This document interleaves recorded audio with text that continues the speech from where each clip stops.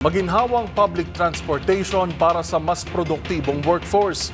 Naniniwala ang Trabaho Party List na isa sa pinakamalaking dagok sa buhay ng mga manggagawa ang masalimuot nating pampublikong transportasyon. Kaya naman nananawagan ito para sa agarang pagtatapos ng major railway projects ng gobyerno. Nagbabalik si Edniel Parosa.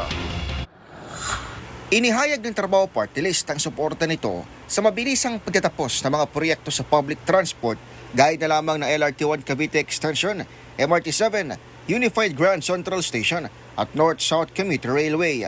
Ayon kay Attorney Michelle David Espiritu, tagapagsalita ng grupo, malaking porsyento ng oras ng mga manggagawang nauubos sa biyahe dahil sa underdeveloped na mga pampublikong transportasyon.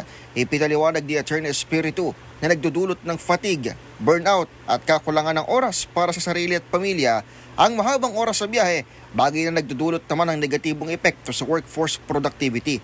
Bukod sa pagpapabuti ng rail transport, isinusulong din ng Trabaho Party List ang mga alternatibong solusyon gaya na lamang ng pag-aayos ng public bus system, pagdagdag ng P2P buses at pagpapabuti ng regulasyon sa mga TNVS.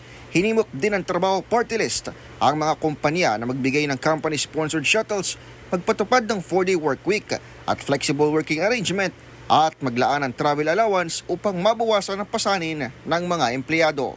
Dapat hindi hadlang ang transportasyon sa pagkakaroon ng maayos na career o hanap buhay. Para sa MBC TV and Network News, ito si Edniel Parosa. Una sa Pilipinas, una sa Pilipino.